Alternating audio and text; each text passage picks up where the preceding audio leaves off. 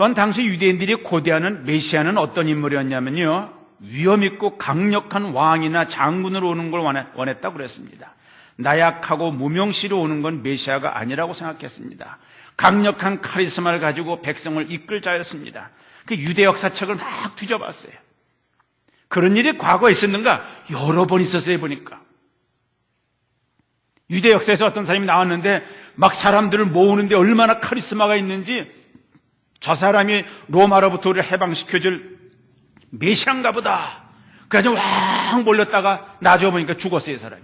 그래서 아니구나. 그런 일이 있습니다. 그중에 대표적인 사람이 제2차 독립전쟁을 할 때 시몬 바루 코크바라는 사람이 있는데 132년부터 135년에 나온 사람인데 얼마나 강력한지 이 사람이, 사람들이 진짜 메시아가 왔다 그래서 다 밀려갔습니다. 그리고 그중에 랍비가 뭐랬냐면, 랍비 아키바 랍비라는 사람이 민수기 24장에 나오는 저 사람이야말로 빛의 아들이다, the son of the light다. 그래가지고 많이 갔는데 로마가 화가 나가지고 죽여서 100만 명 가까이 죽었어요. 메시아라는 게 막 이렇게, 내가 메시아라고 말 안 해도 사람들이 막 몰려들었습니다.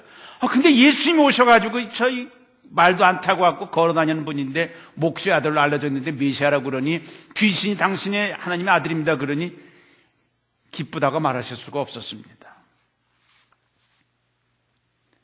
그것은 사실이지만, 맞긴 맞지만 백성들은 아직 그를 메시아로 받아들일 준비가 되어 있지 않았기 때문에 입 다물어라, 아직은 때가 아니다 말씀하셨습니다. 여러분, 누구든지 주의 이름을 부르는 자는 구원 얻습니다. 그건 맞습니다. 그러나 믿음 없이 주여 주여 평생에도 안 된다고 그랬어요. 모두 주여 그러면 하나님의 자녀가 되는 게 아니라, 마귀도 예수님이 하나님의 아들인 걸 알고 있었지 않습니까? 그 신앙 고백이 아니라고 그랬어요. 지금도 여러 사람들이 주여 주여 하지만 진짜 신앙 고백과 믿음 없는 고백은 차이가 있다는 것입니다. 여러분과 저는 이 진실한 의미의 신앙 고백이 있었을 것으로 믿습니다. 마지막 부분 보겠습니다. 42절에서 44절입니다. 같이 읽습니다. 시작. 날이 밝음에 여호와께서 나오사 한적한 곳에 가시니 무리가 찾다가 만나서 자기들에게서 떠나시지 못하게 만류하려 하며, 예수께서 이르시되 내가 다른 동네에서도 하나님의 나라 복음을 전하야 하리니 나는 이 일로 보내심을 입었노라 하시고 갈릴리 여러 회당에서 전도하시더라. 날이 밝았습니다. 안식일이 끝났죠. 예수께서 한적한 곳으로 가셨습니다. 왜 그런 데 가셨을까? 여기까지 이유가 있지요. 그 중에 하나라면 너무 힘드시니까 쉬시러 가셨을 뿐 아니라, 더 중요한 것 중에 하나는 하나님과 퍼스널 릴레이션십이에요. 하나님과 개인적으로 교제하고 대화하기 위해서, 기도하시기 위해서. 어떤 때는 새벽 시간에, 어떤 때는 늦은 밤 시간에 조용한 곳을 찾아가셨습니다. 자주 가셨습니다. 그분은 하나님의 아들이시고 독생자임에도 불구하고 하나님께는 대화를 나눴습니다. 얼마 전에 Foursquare라고 하는 유명한 미국 교단의 지도자며 세계적인 목사여 전도자인 잭 헤이포드 박사를 만나서 점심을 같이 먹게 됐습니다. 저에겐 참 좋은 시간이었습니다. 현재 78세신데 저기 벨리 지역의 Church on the Way의 목사님이십니다. 그것도 킹스 유니버시티 신학교의 총장님이신데, 부총장 채플, 닥터 채플하고 셋이서 어느 좋은 식당을 저한테 오라고 해서 가서 좋은 시간을 가졌습니다. 대화 중에 뭘 발견했냐면, 제 헤이포드 박사가 그러더라고요. 연세가 많은 분인데 나는 매일 새벽 4시경에 일어나서 주님과 조용한 기도와 묵상의 시간을 갖는데 난 이렇게 행복합니다. 그래. 들으면서 참 마음에, 이분이 훌륭한 위대한 세계적으로 대단한 강사거든요. 된 이유가 다 있구나. 매일 그렇게 일어나서 아침에 그 한적한 시간에, 고요한 시간에 하나님과 그렇게 기도하고 대화한다. 책을 많이 썼어요. 저한테 책을 주더라고요. 비디오하고 몇 개를 주더라고요. 그 경험한 걸 썼던 책입니다. 이렇게 훌륭한 분인데도 불구하고 매일 주님과 만나는 조용한 시간을 갖고 있구나. 다시 한번 그 챌린지가 되더라고요. 여러분, 혹시 하루 중에 주님과 기도로 대화하고 주의 말씀을 묵상하는 조용한 시간을 regularly 갖고 계십니까?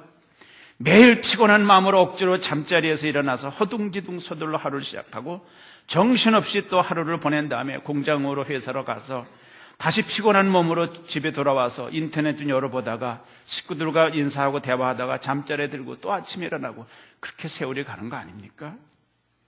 여러분, 자동차도 오래 타면은 부속품을 많이 손봐야 됩니다.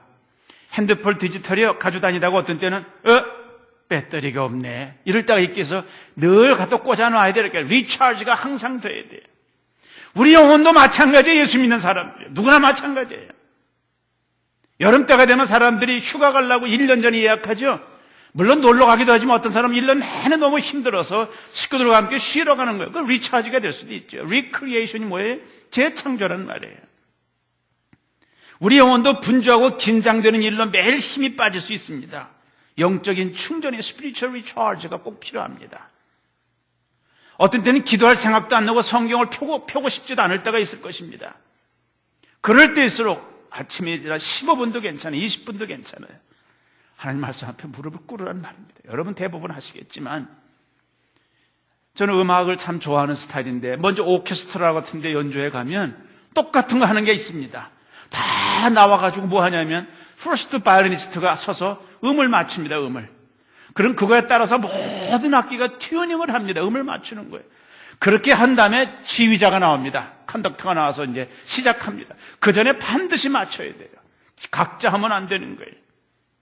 하루 시작하기 전에 하루를 15분, 20분 못 맞추겠어요? 하나님과 튜닝을 하고 하루 시작하는 거예요. 사건이 얼마나 많은데, 사고가 얼마나 많은데 어떻게 하나님한테 의지하지 않고 살겠는가 하는 것입니다. 예수님은 한적한 곳으로 가셔서 안 보이니까 사람들이 막 찾아 나섰답니다. 거기 보니까 무리가 찾다가 만나서 자기들에게서 떠나지 마십시오. 그만 우리끼리 같이 삽시다. 그랬던 것 같습니다.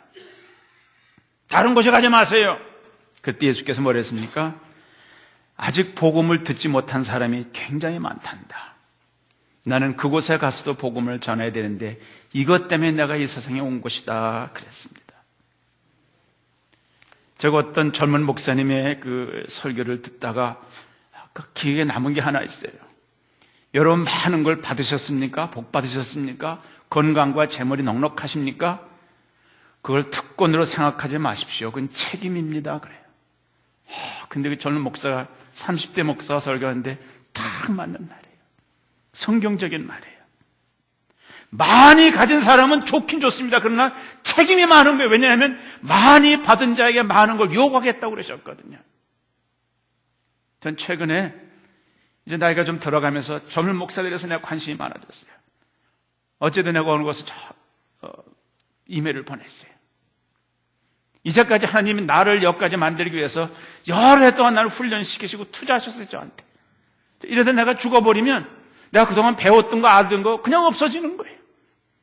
내가 건강할 동안에 나눠줘야겠다. 선교사들을 격려해야겠다. 여러 곳 저보고 오라고 하는데 그동안 안 갔어요. 선교지마다 오랬는데 와서. 여기 신학교 강의 좀 해주세요. 여기 좀 해주세요. 여기. 그냥 교회 생각하고 그냥 안 갔어요. 근데 최근에 좀 마음이 조금 바뀌었습니다. 내가 그렇게 절실히 원한다는데 근데 아는 거 하여튼 최선을 다 쏟아놔줘야겠다. 언제 2번, 3번 가겠어요, 제가? 좀 힘들고 멀어도. 여러분, 많이 가진 걸 자랑하지 마세요. 시간이 넉넉한 거 자랑하지 마세요. 그거 어떻게 했을까요? 그거 책임입니다, 책임. 어떤 사람은 저처럼 여러분처럼 평생 수요도 없이 설교를 들어요. 라디오로 듣고 인터넷으로 듣고 설교로 듣고 많이 들었어요. 어떤 사람은 한두 번도 제대로 못 듣는 사람고 죽어가는 사람이 얼마나 많은지 몰라요. 자기도 어떻게 된 건지 원치 않게 그냥 이상한 종교하는 가정에 태어나서 평생 복음도 들어보지 못하다가 그냥 종교의 규율에 쌓여가지고 얽매고 살다가 하나님의 은혜와 자유함도 모르고 평강도 모르고 살다가 죽는 사람이 얼마나 많은. 예수님 그랬습니다. 여기 내가 있을 수 있지만 그러나 나는 저 복음을 듣지 못한 다른 동네도 가야 된다. 예수님은 해외 선교하지 않으셨습니다. 그때는 그런 여행 못했어요. 내가 이것 때문에 왔다. 너희들은 복음을 들었고 이제 나는 안 들은 사람한테 가겠다 했던 것입니다.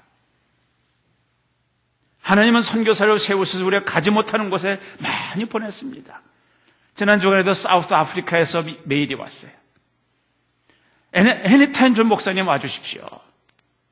저 아프리카 제 끝머리 맨 끝에 답장을 썼습니다. 한 번은 갈 겁니다. 준비되는 대로. 복음을 듣지 못한 사람이 생각보다 굉장히 많아요. 근데 우리가 거기 갈 수는 없잖아요. 그럼 우리 어디로 가란 말입니까? 하나님이 우리에게는, 여러분에게는 가정으로 돌아가라, 직장으로 가라, 학교로 가라, 사업장으로 가라. 거기서 하나님의 복음을 어떤 방법인지 나눠라. 만나는 사람이 얼마나 많으냐.